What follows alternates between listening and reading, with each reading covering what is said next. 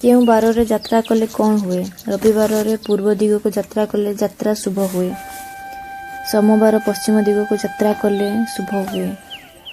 ମଙ୍ଗଳବାରରେ ଦକ୍ଷିଣ ଦିଗକୁ ଯାତ୍ରା କଲେ ଶୁଭ ହୁଏ। ବୁଧବାର ଓ ଗୁରୁବାର ଉତ୍ତର ଦିଗକୁ ଯାତ୍ରା କଲେ ଶୁଭ ହୁଏ।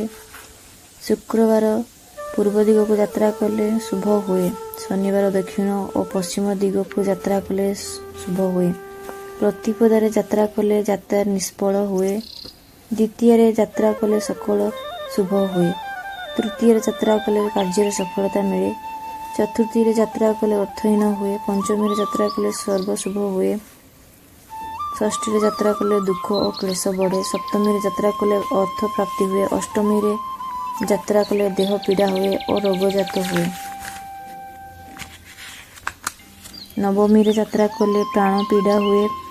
ଯାତ୍ରା କାଳୀନ ଅଶୁଭ ହୁଏ। ଦଶମୀରେ ଯାତ୍ରା କଲେ ଅର୍ଥ ପ୍ରାପ୍ତି ହୁଏ। ଏକାଦଶୀରେ ଯାତ୍ରା କଲେ ଯାତ୍ରା ନିଷ୍ଫଳ ହୁଏ।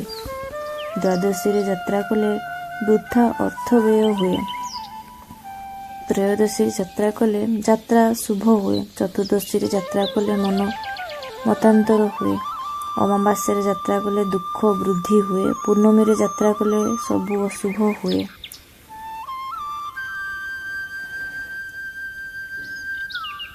କେଉଁ ବାରରେ ବ୍ରତ ପାଳନ କଲେ କ'ଣ ହୁଏ? ରବିବାରରେ ବ୍ରତ ପାଳନ କଲେ ମନୋକାମନା ସଫଳ ହୁଏ।